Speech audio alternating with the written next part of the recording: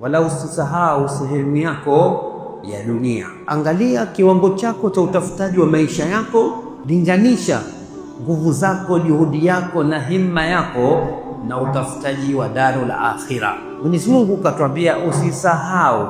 Wakati mwanzo kaanza tafuta, wabtaghi fima ataka Allahu daral akhirah, huku akwambia tafuta, huku akwambia usisahau.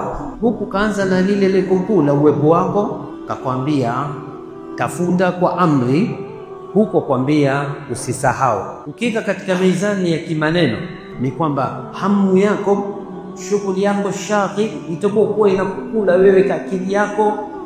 Tafuta akhira yako ifike mahali kwa kiwango kuwa sahihi, wewe iwe dunia yako ile kuwa kumbuka, basi wacha leo kidogo ni enjoy, leo acha nilale mpaka alfajiri siamke usiku. Lakini ulimwengu huwa leo wa halaba, kwamba una ghurur, wa mal hayatu dunya ila mata'ul ghurur. Imefikia kwamba dunia ndio imetawala maisha yetu, tukumbushwa yale yale, tukumbushwa akhira.